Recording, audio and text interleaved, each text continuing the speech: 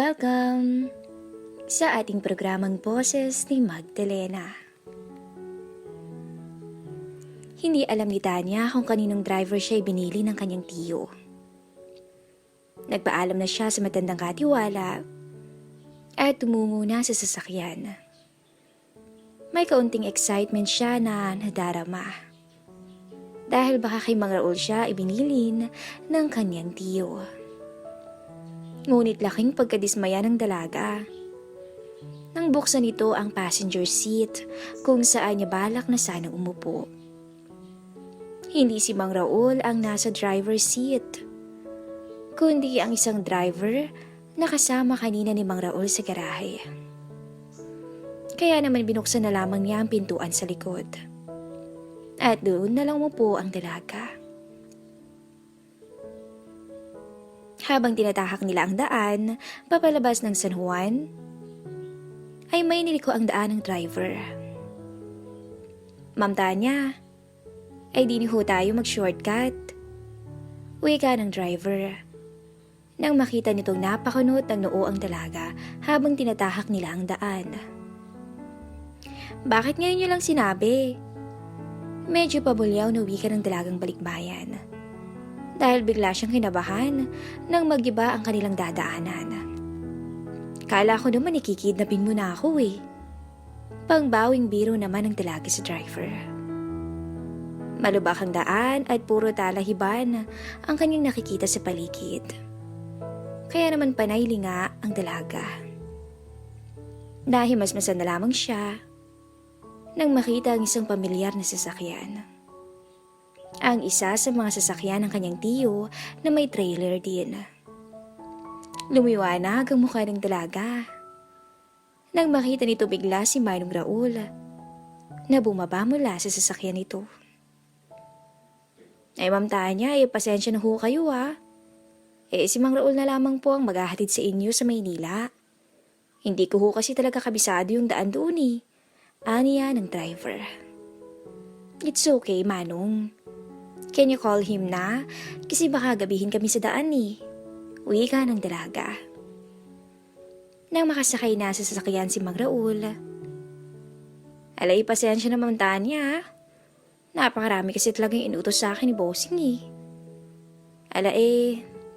Pinahatid na lang kita sa isang driver din eh. Okay lang ho. Let's go na ho, baka kasi gabihin tayo eh. At wala na akong abutan sa mga friends ko there. Seryosong sabi ni Tanya. Nakarating ang dalawa ng Maynila nang hindi nag-iimikan. Kahit magbasag ng katahimikan ay di sila nag-usap pareho. Pareho silang nagpapakiramdaman. Nang makarating na sila sa lugar kung saan makikipagkita si Tanya sa mga kaibigan, ay si Mang Raul na ang bumasag ng kanilang katahimikan. Ma'am Tanya, bagay, hihintayin ko pa po ba kayo o babalikan na lang ho? At pinarada na ni Mang Raul ang sasakyan. Sabay humarap sa kinauupuan sa likod ni Tanya. Pagkatapos ay nagsalita naman ang dalaga. Puntahan niyo na lang po muna siguro yung wife mo, Mang Raul. Maybe by 7 p.m. balikan mo ako rito. I'll treat you a dinner na rin para hindi ka magutom sa biyahe. Sagot ng dalaga. Bago bumaba si Tanya, ay kinindatan niya muna si Mang Raul. Pagkatapos ay maglalakad na sana siya palayo, nang biglang lumingon na naman ito at tawagin ng driver.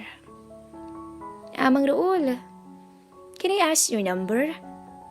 So that I could call you up if in case there's a sudden change of time. Wika ng dalaga. Siguro nga po ganun. Ay, di po ang number ko. Sabay pinakita sa dalaga ang numero. Kinopya naman ito ni Tanya na merong pagpapahiwatig ng kapilyuhan sa driver. Thanks, Mang Raul. Be ready when I call you, okay? Sabay ngiti at lumakad na papalayo ang dalaga. Nang makita na ni Tanya ang mga kaibigan, ay agad itong kumaway sa kanila. Para naman hindi mainip sa kakahintay sa pamangkin ng kanyang amo si Raul, ay kanyang tinawagan ng kanyang asawa. na nagtatrabaho rin sa kamag-anakan ni Tanya. Sinabihan nito ni Raul na dadaan siya, ngunit sasaglit lamang at makatumawag na rin ang kanyang among si Tanya. Wala pang isang oras nang tahakin nito ang pinagtatrabahuhan ng asawa. Ipinakita ni Raul ang pagkami sa asawa. "Namiss kita, Nay. Uwi ka ng matanda." Kinilig naman ang asawa nito. "Namiss din naman kita, Tay." Sagot naman ito. Nasa likod lamang sila ng kusina habang nagkaharutan. Hindi nila alam kung paano makakasegue, lalo na at nasa bahay ngayon ang kanilang amo. Maaaring baka mamaya-maya lamang ay maiutos na ang kanyang amo. Hindi naman binabawalan si Raul na dumalaw roon. Ngunit mahiya pa rin naman ang driver dahil kakilala niya ang amo ng kanyang asawa. Nagdaan ang oras at hindi talaga nakakuha ng tiyempo ang mag-asawa. Hanggang sa may nag-text na nga kay Manong Raul. Ibang numero ang nag-text at nag-iwan lamang ng mensaheng, "Hi." Napaisip tuloy ang matandang driver kung iyon ba ang numero ng pamangkin ng kanyang boss. Nakalimutan niya kasing tanungin ang numero nito nang ibigay niya ang kanyang number kanina. Minabuti na lamang niya na magpaalam na sa kanyang asawa para sumundo at nang makauwi na rin sila sa kanilang lugar. Muling yumakap si Raul sa asawa. Kailangan talaga nilang magtiis dahil hindi ganun kadaling makahanap ng tiyempo. "Oo, Nay. Paano? Alis na ako, Pag-uwi mo na lang." Malungkot ang wika ng driver. Iniisip na lamang nito na marami pa namang pagkakataon, lalo na at malapit na ang bakasyon. 6:30. Nakaparada na sa parking area ang sasakyan ni Manong Raul. Naghihintay na lamang siya ng tawag o text sa kanyang balikbayang amo. Sa kanyang pagkainip, ay tinext niya ang kaninang number at inalam kung sino ito.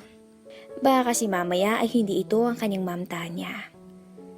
Ngunit walang reply siyang natanggap. Pagkos ay muling nag-ring ang cellphone ng driver at meron muling ibang numero. Dali-dali niya itong sinagot. Naisip niya na baka yun na si Ma'am Tanya niya. "Hello po. Hello po, Ma'am Tanya." May lambing na sabi ng Batanggenyong driver. Galing naman, Manong Raul. How did you know it's me who's calling?" Anya ni Tanya nang marinig ang boses ng driver. "Nasa na po ba kayo?" Tanong ni Tanya.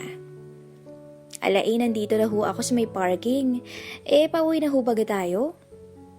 Hindi malaman kung bakit siya kinakabahan nang biglang tanungin ng dalaga kung siya ay nasaan. "Yeah. Come on over the main entrance of the mall and pick me up here. Tito doesn't want us to get late." Normal na pagsasalita, nasabi ni Tanya sa kabilang linya. "Okay po, ma'am." At pinaandar na ni Manong Raul ang sasakyan upang sunduin ang dalaga sa harapan ng mall. Habang si Tanya naman ay may namumuong ngiti sa kanyang labi. Lalo na at alam niyang hindi makakauwi ngayon sa mansyon ng kanyang tiyo. Upang makasiguro pa nga, ay tinawagan pa niya ang kanyang tiyo para sabihin na sila'y pauwi na. "Yes, Tito. Manong Raul is already here." "Okay, siya na lang po." "No worries, Tito. We'll call you as soon as we're home. Good luck again to your breeding." Wika ni Tanya. Nakaparada na sa harapan ni Tanya ang sasakyan. Pinagbuksan na rin siya ni Manong Raul sa may passenger seat. Nang biglang sa katabing driver's seat na piling umupo ni Tanya. Kaya naman isinarado na lang ulit ni Manong Raul ang pinto. At tumungo na sa kanyang pwesto at pinaandar na ang sasakyan. Tahimik lamang silang dalawa na tinatahak ang daan papuntang highway sa south. Si Mang Raul ang nagbasag ng katahimikan nilang dalawa. "Ma'am Tanya, baka may nais pa po kayong daanan. Hanggat nandito pa ho tayo sa Maynila? Tanong ni Mang Raul. No, nothing. Let's go home. And wag niyo na ho akong imam. Simpleng tugon ng dalaga sa driver. Naisip ni Mang Raul na baka pagod ang dalaga. Kaya itunoon na lamang niya ang tingin sa daan. Mahaba-haba na rin ang kanilang tinatahak sa highway.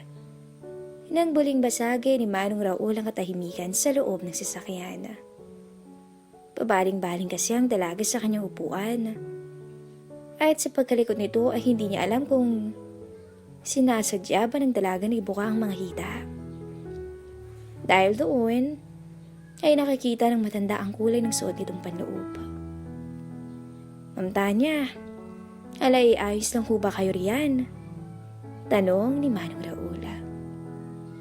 No, I'm not, Manong. Ano? Magdadrive ka na lang ba dyan? May pagkamasungit na tanong na dalaga. Hanggang sa maya-maya ay kusa ng gumawa ng paraan si Tanya para makaisa kay Manong Raul.